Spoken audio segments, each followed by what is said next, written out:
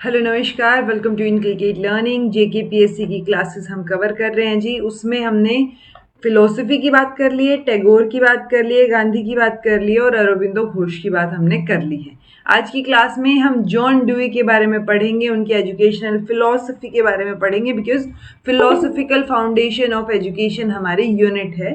So education और philosophy का क्या लेन देन है इन के हिसाब से, यानी जॉन ड्यूई के हिसाब से। ओके, सो जॉन ड्यूई जो है वो एक्सप्लिसिटली क्या रही हैं, प्रैग्मेटिस्ट रही हैं।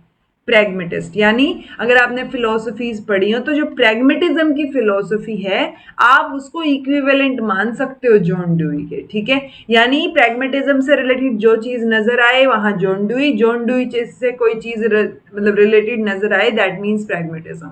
तो इतना रिलेटेड है ये। जॉन ड्यूई ने बहुत एक्सप्लिसिटली जो है प्रोपिगेट किया है प्रैग्मेटिज्म को। प्रैग्मा में हम क्या करते हैं, एक्टिविटी को पढ़ते हैं, यानी कि यूटिलिटी को पढ़ते हैं। एक्टिविटीज या यूटिलिटी लगा लो, एक्शन लगा लो, यूटिलिटी एंड एक्शन। ये हम जब प्रैग्मेटिज्म की फिलोसफी पढ़ेंगे तब भी आपको समझ आएगा, तब भी आप रिलेट करके देखिएगा जॉन ड्यूई के साथ।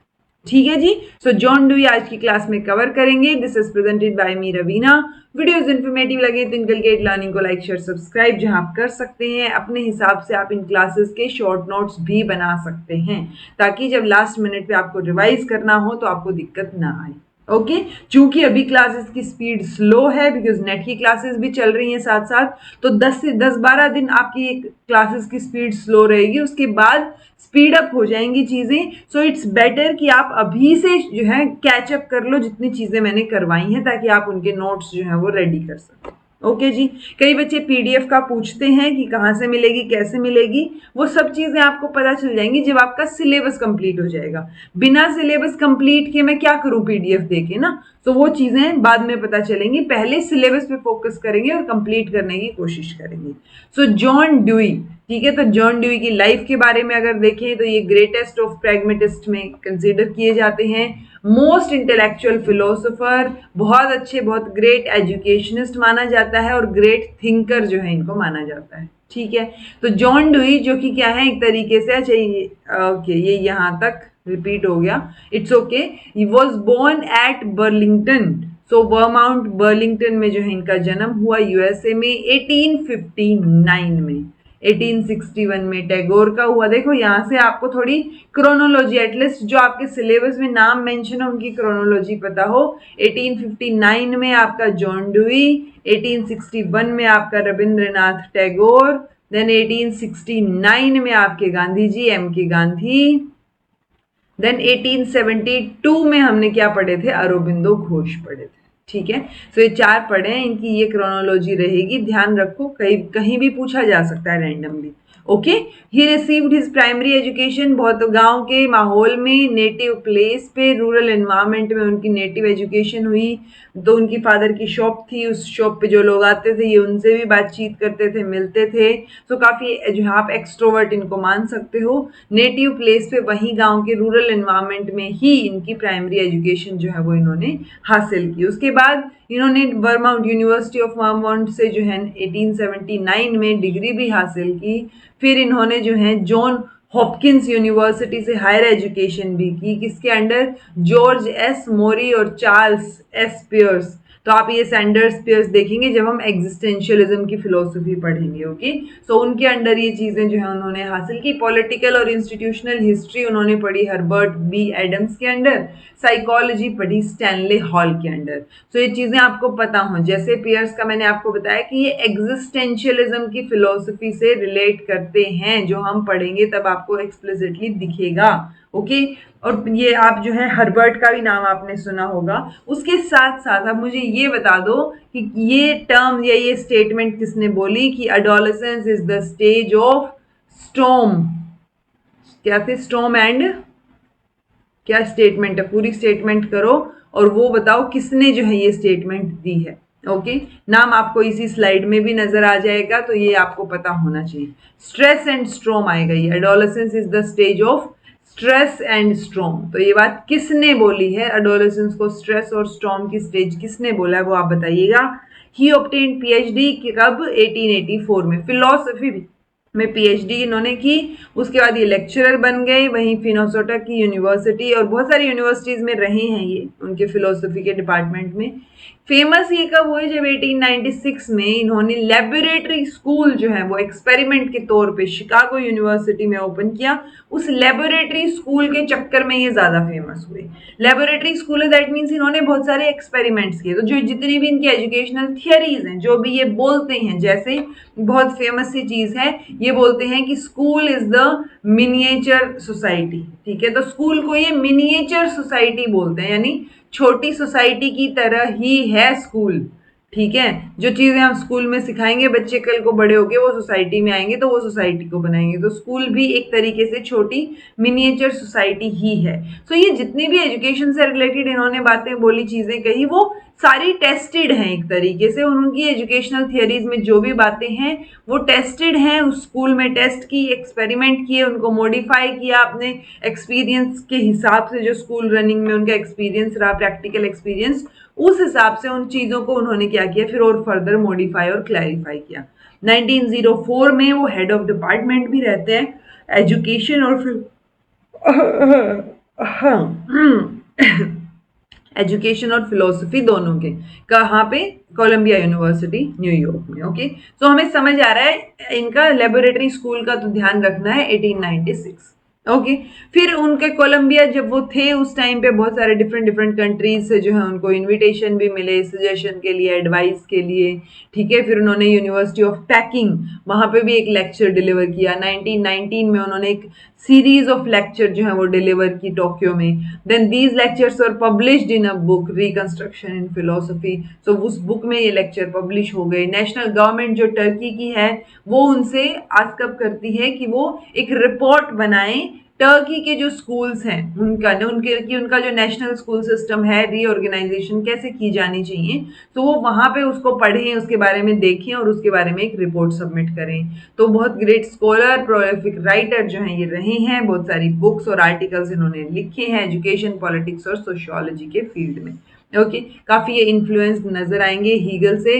देन आपका विलियम जेम्स, हर्बर्ट स्पेंसर, इन लोगों से ये हाईली इन्फ्लुएंस्ड रहे हैं। ओके, सो हम बोल सकते हैं कि जॉन डुई जो है वो एक बहुत अच्छे कंट्रीब्यूटर, ग्रेट कंट्रीब्यूटर हैं किस फील्ड में, एजुकेशन और फिलोसफी के फील्ड में। और 1952 में जो है वो ये इनकी डेथ हो जाती है। तो आप देखो हमें डेथ का भी इजीली हम रिलेट कर पा रहे हैं कि ये 1859 में ये पैदा हुए, 1952 तक जो है ये रही।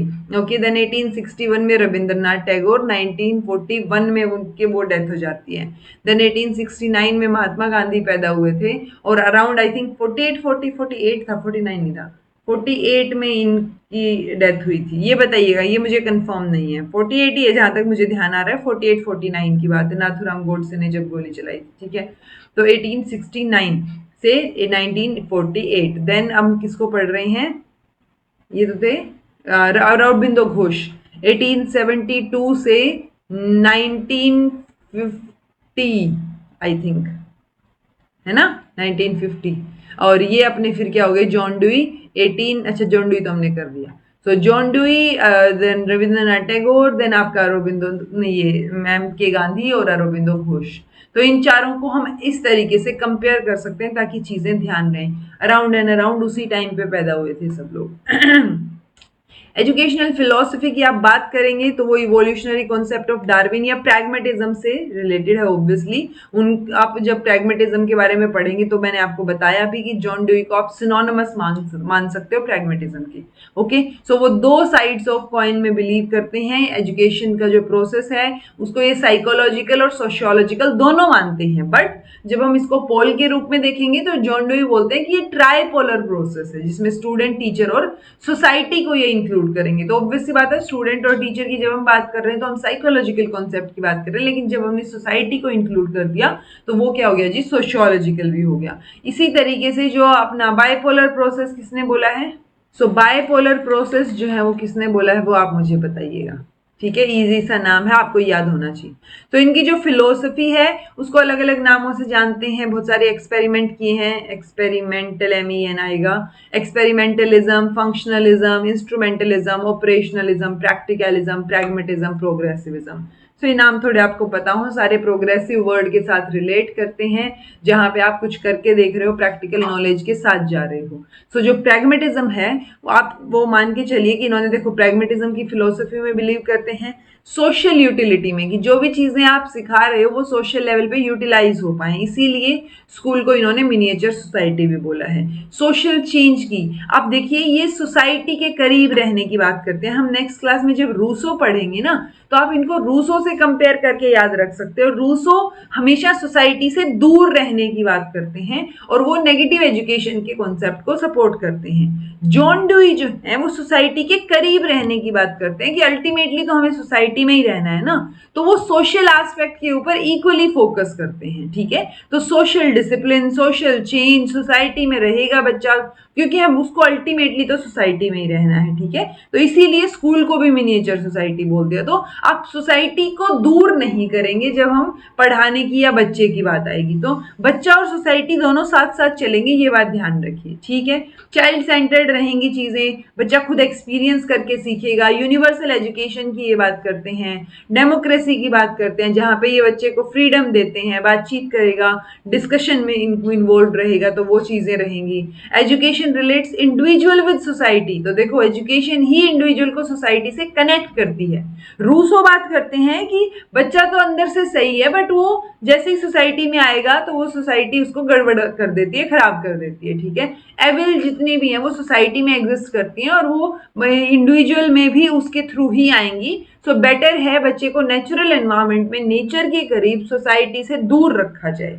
ठीक है, सो ये बात रूसो ने बोली, वो सोसाइटी से, सोशल एस्पेक्ट से दूर रहने की बात करते हैं, जबकि ये सोसाइटी के पास रहने की बात करते हैं। इनफैक्ट ये बोलते हैं कि इंडिविजुअल जो है वो एजुकेशन जो वो रिलेट करेगी इंडिविजुअल को सोसाइटी से। ओके, सो एजुकेशन जो है वो साइंटिफिक मेथड पे बेस्ड, यानी कि प्रोसेस ऑफ एक्सपीरियंस, एक्सपेरिमेंटेशन, इनके थ्रू आप नॉलेज गेन कर रहे हो। ओके जी, so education overall is development of all those capacities जो इंडिविजुअल में हैं, जो उसको एनेबल कर रही हैं अपने एनवायरमेंट को कंट्रोल करने में, अपनी रिस्पॉन्सिबिलिटीज को फुलफिल करने में। सो वो सारी चीजें, यानी आप जहां आपके एनवायरमेंट सोसाइटी से रिलेट करके चीजें करवा रहे हो, बच्चा सीख रहा है। सो एजुकेशन जो है वो सारी की सारी कैपेसिटीज को बाहर निकालना ही हो गया एक तरीके से। ओके, फंक्शंस की आप बात करेंगे तो एजुकेशन ग्रोथ पे फोकस करे, लाइफ पे, देन एजुकेशन जो है सोशल एफिशिएंसी डेवलप करे और एक्सपीरियंसेस को रिकंस्ट्रक्ट करें। सो आपको नजर आ रहा होगा कि एक्सपीरियंस को काफी तवज्जो दी जा रही है,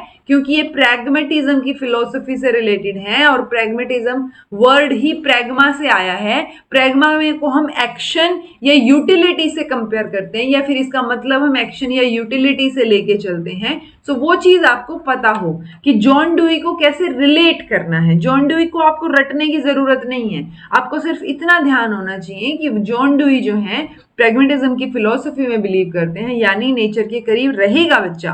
बट इट्स लाइक हम बोलते हैं ना कि जब नेचुरलिज्म की हम बात करेंगे, सो प्रैग्मेटिज्म जो है वो कहीं ना कहीं आइडियलिज्म बहुत एक्सट्रीम है, आइडियलिज्म या आइडियलिस्टिक टर्म्स में, स्पिरिचुअल टर्म्स में। नेचुरलिज्म दूसरा एक्सट्रीम है नेचर के टर्म्स में।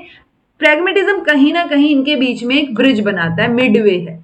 ठीक है, सो आइडियल दो एक्सट्रीम के बीच में आपको प्रैग्मेटिज्म दिखेगा। प्रैग्मेटिज्म में हम यूटिलिटी पे, एक्शन पे, एक्सपीरियंस पे, करके देखने पे, चीजों को लर्निंग बाय डूइंग पे, इन चीजों पे आपको फोकस करते हुए नजर आएंगे। ठीक है जी, सो वही जॉन डुई से रिलेटेड हो जाएंगी चीजें।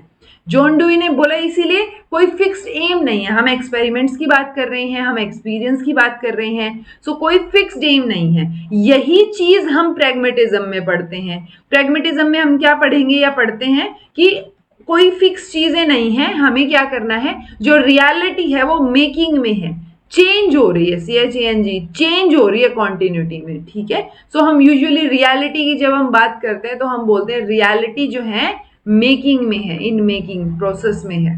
ठीक है, चल रही हैं चीजें। सो अब अगर चीजें चल रही हैं तो हम एम कैसे फिक्स कर सकते हैं उस चीज का, राइट। सो जॉन डुई के अकॉर्डिंग कोई फिक्स एम नहीं होता, ऐसे ही प्रैग्मेटिज्म के अकॉर्डिंग भी कोई फिक्स एम आपको एजुकेशन का नजर नहीं आएगा, लेकिन फिजिकल और सोशल एनवायरनमेंट चीजें चेंज होती रहती हैं, इसीलिए क्योंकि आपका एनवायरनमेंट चेंज हो रहा है, चीजें डायनामिक हैं, तो आप कोई भी चीज, कोई भी एम जो है वो फिक्स नहीं कर सकते। आज आपका कुछ एम है, कल को कुछ और भी हो सकता है, ठीक है। सो एम जो है एजुकेशन के लिए वो फिक्स नहीं है। ही स्टैंड अप अगेंस्ट ये आपका ट्रेडिशनल एम्स ऑफ एजुकेशन। तो ऑब्वियसली जब वो डायनेमिक की बात कर रहे हैं, चेंज की बात कर रहे हैं, तो जो ट्रेडिशनल लेवल पे हम एम ऑफ एजुकेशन की बात कर रहे हैं उसके अगेंस्ट होंगे ये, ठीक है। कि सिर्फ यहीं तक लिमिटेड नहीं है, ऐसा नहीं है कि ये moral, spiritual, physical, intellectual development की या इनके ऊपर फोकस नहीं करेंगे, बिल्कुल करेंगे, तभी इन्होंने ट्राइपोलर प्रोसेस की बात की है। ऑब्वियसली ये साइकोलॉजिकल एस्पेक्ट के साथ साथ सोसाइटी को इंक्लूड कर रहे हैं, सोशियोलॉजिकल एस्पेक्ट को, बट ये ट्रेडिशनल चीजों के अगेंस्ट है, जहां पे लर्निंग बाय डूइंग का कोई चक्कर नहीं होता, लेक्चर मेथड पे ज्यादा फोकस किया जाता है वगैरह वगैरह। तो ये ओवरऑल डेवलपमेंट की, होलिस्टिक अप्रोच की बात करेंगे, लेकिन और ऑब्वियसली ट्रेडिशनल एम्स की बात नहीं करेंगे, बट वो चीजें चेंज हो रही हैं तो लर्निंग बाय डूइंग पे ज्यादा फोकस रहेगा। ओके, बट स्टिल अगर इनकी फिलॉसफी से हम देखें तो ये प्रेजेंट लाइफ के लिए बच्चे को प्रिपेयर कर रहे हैं, ये फ्यूचर की या पास्ट की बात ही नहीं कर रहे हैं, ये एक्सपीरियंस को रिकंस्ट्रक्ट करने की बात कर रहे हैं। सो ऑब्वियसली आप वैल्यू क्रिएशन पे फोकस करोगे, ग्रोथ मैक्सिमाइज हो सके, सोशल एफिशिएंसी आ सके बच्चे में, बच्चा जो है वो एक तरीके से एक्सपेरिमेंटलिस्ट की तरह बिहेव करे, और एक्सपेरिमेंटलिस्ट हम बोल सकें बच्चे को, और बच्चे को लाइफ के लिए प्रिपेयर कर सकें, प्रेजेंट लाइफ के लिए, ठीक है। सो ये प्रेजेंट पे फोकस करते हैं, ये बात आपको ध्यान रखनी, क्योंकि चीजें चेंज हो रही है ना, डायनामिक है, कल को क्या हो, परसों क्या था, तो वो चीजें नहीं पता हमें, चीजें डायनामिक हैं, तो एनवायरमेंट और बाकी सारी चीजें डायनामिक हैं, चेंज हो रही हैं, प्रोसेस में हैं, तो आप जो है प्रेजेंट की बात करेंगे, इस पल की बात करेंगे जिसमें आप जी रहे हैं, ठीक है। यही चीज हम इसके क्रिटिसिज्म में भी पढ़ेंगे कि ये सिर्फ प्रेजेंट पे फोकस करते हैं, फ्यूचर लाइफ के बारे में क्या करना चाहिए, कैसे आपको जो है चीजें करनी चाहिए, वो उस पर फोकस नहीं करते हैं। ओके, जॉन डुई के एजुकेशन सिस्टम की बात करें तो वो 3 स्टेजेस में इसको डिवाइड करते हैं, प्ले पीरियड, खेलने कूदने की उम्र, स्पॉन्टेनियस अटेंशन की उम्र, और आपका लास्ट में रिफ्लेक्टिव अटेंशन की उम्र। तो ये 3 पीरियड जो है या 3 स्टेजेस आप ध्यान रख सकते हो। प्ले पीरियड में ऑब्वियस सी बात है, चाइल्ड जो है वो लाइफ, ऑक्यूपेशन, बाकी चीजों के बारे में पढ़ रहा है घर पे, then he or she learns about larger social और community activities। so धीरे धीरे जो है वो चीजें सीखेगा, यहाँ पे वो पढ़ना लिखना सीख रहा है, रीडिंग राइटिंग, जब हम प्ले पीरियड की बात कर रहे हैं। स्पॉन्टेनियस में वो प्रॉब्लम्स को, प्रैक्टिकल प्रॉब्लम्स को सोल्व करना सीखेगा, धीरे धीरे उसको समझ आएगा कि ये मीन है किसी चीज के लिए और ये एंड है, यानी ये एंड आ गया, गोल है, ये अचीव करना है, किस तरीके से अचीव करना है, रास्ता क्या होना चाहिए, वो मीन में आ जाएगा, तो उसको मीन्स और एंड का डिफरेंस जो है वो समझ आना शुरू हो जाएगा, ठीक है। वो यहाँ पे सोशल स्टडीज और बाकी चीजें भी पढ़ाई करेगा, बहुत सारे पर्पस जो है उसको यहाँ नजर आएंगे। तीसरी स्टेज में आपको दिखेगा कि बच्चा जो है वो एक तरीके से इतना ग्रोन अप हो गया है, इतना बड़ा हो गया है कि वो नई प्रॉब्लम्स को समझ पा रहा है, उनकी सॉल्यूशन निकालने की कोशिश कर पा रहा है, जब 12 साल से ऊपर की बात आएगी। ओके जी, करिकुलम कैसा होगा, तो अगेन करिकुलम भी फिक्स नहीं है, जब एम ऑफ एजुकेशन ही फिक्स नहीं है तो करिकुलम भी फिक्स नहीं है, तो ऐसे कोई स्कीम ऑफ स्टडीज आपको या लिस्ट ऑफ सब्जेक्ट आपको नजर नहीं आएगी, बट ऑब्वियस सी बात है, ह्यूमन एक्सपीरियंस, ह्यूमन एक्टिविटीज, उसके अराउंड जो है चीजें रिवॉल्व करती हुई नजर आएंगी। सो इनके ओपिनियन में जो पर्पसफुल एक्टिविटी है और जो करिकुलम है उसमें आपको ऐसे स्टैंडर्ड फैक्टर्स नजर आए सोशल लाइफ से रिलेटेड कि जिनमें बच्चे को इंटरेस्ट हो, तो ऑब्वियसली चाइल्ड सेंटर्ड चीजों पे हम फोकस कर रहे हैं, बच्चे के इंटरेस्ट पे फोकस कर रहे हैं, ठीक है, ताकि उसकी जो इंटेलिजेंस है उसको हम बेटर कर पाए, सेल्फ कंट्रोल जो है वो बेटर कर पाए, अप्रिशिएशन जो है वो सोशल वैल्यूज की कर पाए, सोसाइटी को तवज्जो दे पाए, तो वो चीजें जो है हम सिखाने की कोशिश करेंगे। तो करिकुलम में भी वैसी वैसी चीजें नजर आएंगी, और प्लस हम लर्निंग बाय डूइंग पे ज्यादा फोकस करेंगे। सो करिकुलम की यूटिलिटी, फ्लेक्सिबिलिटी रहेगी, देन फ्लेक्सिबिलिटी के हिसाब से और यूटिलाइज कितना हो पा रहा है करिकुलम में जो हम पढ़ा रहे हैं, ठीक है, उसके हिसाब से हम देखेंगे। नेचर ऑफ चाइल्ड पे फोकस रहेगा, यानी चाइल्ड सेंटर्ड करिकुलम रहेगा।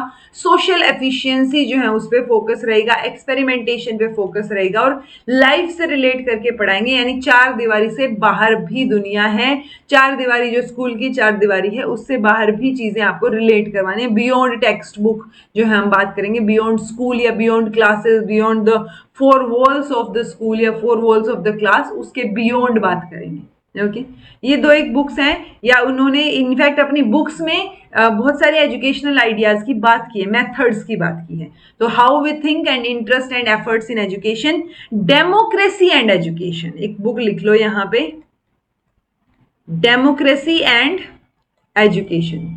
किससे रिलेटेड है? जॉन डुई से रिलेटेड, इन्होंने लिखी है। तो जॉन डुई की बहुत सारी बुक्स में से ये तो बहुत इंपॉर्टेंट है, रिपीटेडली पूछी गई है, ठीक है। ये दो बुक्स नहीं पूछी गई हैं, बट इनमें इनको एनालाइज करके हम मेथड्स निकालते हैं कि किस तरीके के मेथड ऑफ टीचिंग पे ये फोकस करते हैं। बट जो डेमोक्रेसी एंड एजुकेशन है ये बार बार पूछी गई है, ये आपको जॉन डुई के नाम से याद रखनी है जी। ओके किस तरीके के मेथड्स रहेंगे? Obviously learning by doing, direct बच्चा एक्सपीरियंस कर सके, इंटीग्रेटेड हॉलिस्टिक अप्रोच हो, इंडिविजुअल कलेक्टिवली भी चीज़ों को सिखाएं बट इंटीग्रेटेड भी सिखाएं, प्रोजेक्ट मेथड पे फोकस करें, एक्सपेरिमेंटल मेथड पे फोकस करें। ओके जी, ट्रेडिशनल सिस्टम के अगेंस्ट है स्ट्रिक्ट डिसिप्लिन का ट्रेडिशनल सिस्टम। सो उससे हमें समझ आ रहा है कि वो स्ट्रिक्टनेस नहीं है बट डेमोक्रेसी पे फोकस है। सो डेमोक्रेसी एंड एजुकेशन बुक से आप रिलेट करके ध्यान रख सकते हो, स्ट्रिक्ट डिसिप्लिन पे फोकस है नहीं, फ्री डिसिप्लिन है, बच्चे को फ्रीडम मिल रही है, वो खुद को डिसिप्लिन कर सकता है, सेल्फ डिसिप्लिन है।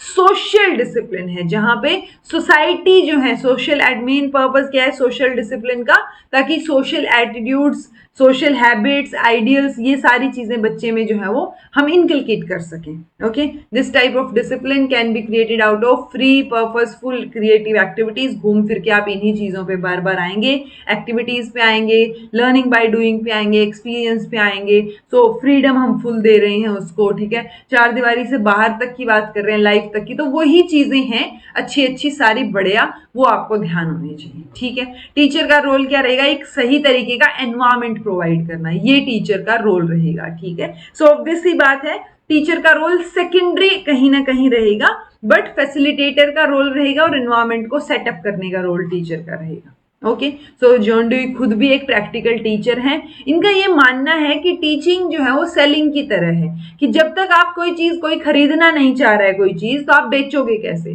सेम लाइक अगर कोई लर्नर नहीं है या लर्निंग नहीं हो रही है तो टीचिंग होगी कैसे? इसीलिए ये बात ध्यान रखिएगा टीचिंग के फील्ड में कि टीचिंग जो है वो कंप्लीट नहीं मानी जाती जब तक लर्निंग नहीं हो जाती। इट्स लाइक जब तक आपको समझ में नहीं आया है, मेरा पढ़ाने का उद्देश्य या औचित्य पूरा नहीं हो जाता। ओके सो मेरा जो टीचिंग लर्निंग प्रोसेस है वो कंप्लीट तभी होगा जब मैं पढ़ा रही हूं, आप पढ़ रहे हो और आपको समझ आ रहा है और एक फीडबैक मिल रहा है मुझे आपकी तरफ से कि हाँ जी समझ आ रहा है। So that is the whole process of teaching and learning. Teaching और लर्निंग का प्रोसेस होता है ना, हैंड इन हैंड चलेगा। सिर्फ ऐसा नहीं हो सकता कि मैंने तो पढ़ा दिया तुम देख लो, नहीं, that is not effective teaching. जब हम इफेक्टिव टीचिंग की बात करेंगे तो there should be learning, there need to be learning, plus there need to be a feedback, ताकि हमें समझ आए कि लर्निंग का प्रोसेस कंप्लीट हुआ है। ओके सो जॉन डुई ने इसको ना कमोडिटी से, चीजों के खरीदने बेचने की तरह कंपेयर कर दिया। इन्होंने बोला टीचिंग और लर्निंग का सेम रिलेशनशिप है जो सेलिंग और बाइंग का है। ये स्टेटमेंट इन्होंने बोली है, बट अगर आपको इन जनरल ये स्टेटमेंट आए और आपको बोला जाए कि ये स्टेटमेंट सही है या गलत है, तो ये स्टेटमेंट जो है वो गलत है जी, गड़बड़ है। आप जो है टीचिंग के फील्ड में ये बात नहीं करोगे। हाँ किसने बोली है आ जाए कोट लगा के, तो फिर जॉन डुई के साथ आप जा सकते हो। ओके स्कूल को again specialized institution, miniature society, social institution इन्होंने बोला है। टीचर का काम यही है, ऑब्जर्व करेगा, प्लान करेगा, एक्टिविटीज के लिए बच्चे को एनकरेज करेगा, एक प्रॉपर नेचुरल एनवायरमेंट, एक्सपीरियंसेस उसके लिए क्रिएट करेगा। तो वो फ्रेंड, गाइड, फिलोसोफर, हेल्पर, इस तरीके से फैसिलिटेटर की तरह आपको नजर आएगा। जॉन डुई का इम्पैक्ट अगर आप एजुकेशन सिस्टम पे देखोगे तो देखो इम्पैक्ट आपको डेमोक्रेसी इन एजुकेशन पे भी दिखेगा, क्योंकि इन्होंने बुक भी लिखी है डेमोक्रेसी एंड एजुकेशन, और ये फ्रीडम की बात भी करते हैं। करिकुलम पे भी आपको इम्पैक्ट दिखेगा, टीचिंग मेथड्स पे, प्रोजेक्ट मेथड पे, साइकोलॉजिकल सोशियोलॉजिकल एस्पेक्ट पे, डिसिप्लिन पे, मॉडर्न थॉट्स पे। सो आपको जॉन डुई का जो पूरा का पूरा हमने फिलोसफी पढ़ी जॉन डुई की, उसका इफेक्ट आपको एजुकेशन पे नजर आएगा, और वो हमने देख लिया कैसे नजर आएगा, ठीक है। बट जो चीजें हमने पढ़ी वहां से हमें कुछ कुछ क्रिटिसिज्म पॉइंट भी देखने को मिलते हैं, ठीक है। एक तो ये सभी तरीके मतलब इटर्नल ट्रुथ्स को नहीं मानते, इटर्नल ट्रुथ्स को आइडियलिज्म मानता है, यानी ये आइडियलिज्म से आगे निकल आए हैं, ठीक है। मटेरियलिस्टिक बायसनेस आपको यहाँ नजर आएगी कोई एम ऑफ एजुकेशन नहीं है, इंडिविजुअल डिफरेंस के ऊपर ये फोकस नहीं करते हैं, इंडिविजुअल डिफरेंस पे ये इतना फोकस करते हैं कि आप जो है हर एक बच्चे की नीड पे फोकस कर रहे हो, बट हर एक बच्चे के हिसाब से तो करिकुलम नहीं बन सकता ना। तो इसीलिए एम ऑफ एजुकेशन या करिकुलम के जो है क्या करिकुलम होना चाहिए, तो वो चीजें क्या है थोड़ा सा मिसिंग है, वो क्रिटिसिज्म में आ जाएंगी। ओके, लिमिटेशंस होती है लर्निंग बाय डूइंग की, आप हर एक चीज एक्सपेरिमेंट के थ्रू नहीं सिखा सकते, बहुत सारी चीजें आपको लेक्चर मेथड के थ्रू भी सिखानी पड़ेंगी, बहुत सारी चीजें अलग अलग तरीकों से सिखानी पड़ेंगी। सो ये क्या हो गया, क्रिटिसिज्म वाला पॉइंट हो गया कि हर चीज लर्निंग बाय डूइंग से नहीं हो सकती। रिलीजियस एजुकेशन को भी इन्होंने नेग्लेक्ट किया है। Then impracticality of project method, again हर जगह पे प्रोजेक्ट मेथड आप प्रैक्टिकली एप्लीकेबल नहीं होता है, तो हर चीज आप प्रोजेक्ट मेथड से या लर्निंग बाय डूइंग से नहीं सिखा पाओगे। अगर आप सिखाने की कोशिश कर रहे हो तो वो एक बर्डन टीचर के ऊपर ज्यादा रहेगा कि किस तरीके से एनवायरमेंट सेटअप किया जाए, क्या एक्टिविटीज हो, क्या चीजें हो। प्रेजेंट पे एम्फेसिस करते हैं, फ्यूचर को नेग्लेक्ट करते हैं, वो चीज ध्यान रखिए। प्रैक्टिकलिज्म पे सबसे ज्यादा फोकस करते हैं, वो हमने देख ही लिया, वो तो प्रैग्मेटिज्म वर्ड से ही हमें समझ आ गया था, एक्शन, यूटिलिटी, ठीक है, प्रैग्मा वर्ड जो हम पढ़ते हैं, सो वो सारी चीजें जो है आपको जॉन ड्यूई की चीजें नजर आएंगी जो हमने अब तक पढ़ी। सो मैं उम्मीद कर रही हूँ कि आपको समझ आया होगा। आइडियलिज्म और नेचुरलिज्म के मिडवे जो है आपको ये चीज जो प्रैग्मेटिज्म और जॉन ड्यूई नजर आएंगे, वो चीज आप ध्यान रखिए। जॉन ड्यूई प्रैग्मेटिस्ट है, ये बात भी ध्यान रखिए। जॉन ड्यूई ने सोसाइटी को मिनिएचर स्कूल को मिनिएचर सोसाइटी बोला है, वो चीज ध्यान रखिए। इनकी बुक डेमोक्रेसी एंड एजुकेशन बिल्कुल ध्यान रखनी है। ये लर्निंग बाय डूइंग पे, प्रैक्टिकल चीजों पे फोकस करते हैं, सोसाइटी के करीब बच्चे को रखना चाह रहे हैं, क्योंकि अल्टीमेटली सोसाइटी में ही बच्चे को रहना है। सो घूम फिर के यही इनकी फिलॉसफी है। मैं उम्मीद कर रही हूँ आपको समझ आ गई होगी। क्वेश्चंस इसी के अराउंड रिवॉल्व करते हैं। फैक्चुअल क्वेश्चंस में इनकी बुक पूछ लेंगे, प्रैक्टिकल क्वेश्चंस में इनकी प्रैग्मेटिज्म से related philosophy, learning by doing, इन चीजों से रिलेटेड पूछ लेंगे। ओके, सो आई होप आपको समझ आया हो। समझ आया हो तो कमेंट करके बताइएगा, समझ नहीं आया हो तो कमेंट करके पूछ लीजिएगा। अगर कुछ समझ नहीं आए तो पूछा कीजिए, ताकि मैं नहीं तो कोई और बच्चा अगर कमेंट देखे तो कोई टाइम निकाल के क्या पता रिप्लाई कर दे या मैं रिप्लाई कर दूं, तो कहीं ना कहीं पॉसिबिलिटी बढ़ जाती है और डिस्कशन की या चीजें सीखने की। Okay, so this was all about today. Thank you so much for watching. Be happy, keep smiling, subscribe to Inculcate Learning because it is absolutely free. Be consistent in your efforts. रोज थोड़ा थोड़ा पढ़ना बहुत जरूरी है। आप लोग देखिए, नवंबर में फॉर्म भरे गए थे, आप लोग तब से बोल रहे थे कि करवा दो, एंड उस टाइम पे प्रायोरिटीज अलग थी, बट अभी वापस से जब सिलेबस चेंज हुआ है थोड़ा बहुत, सो हम पढ़ रहे हैं वो चीजें। हमें नहीं पता एग्जाम कब होगा, बट अगर हम रोज थोड़ा थोड़ा पढ़ते रहेंगे ना, तो कब सिलेबस हो जाएगा आपको भी आइडिया नहीं होगा। सो कंसिस्टेंसी बहुत जरूरी है। सिलेबस को एज अ होल मत देखिए, होल देखेंगे तो वो इतना बड़ा सिलेबस दिखेगा कि आपको डर लगेगा। ठीक है, तो मैंने आपको बोला है 50 से 60 क्लासेस के बीच में आपका सिलेबस कंप्लीट करवाया जाएगा, तो कोशिश है करवाया जाएगा। ओके, आज अगर कम डल रही हैं क्लासेस, कल को ज्यादा भी डलेंगी। So don't worry about that, just focus on your studies. Notes बनाने पे फोकस कर लो अभी के लिए, क्योंकि डेट नहीं आई है एग्जाम की, तो जब तक डेट नहीं आती तब तक हम नोट्स पे फोकस कर सकते हैं बनाने पे। Okay, so this was all about today. Be happy, keep smiling, see you in next class, take care.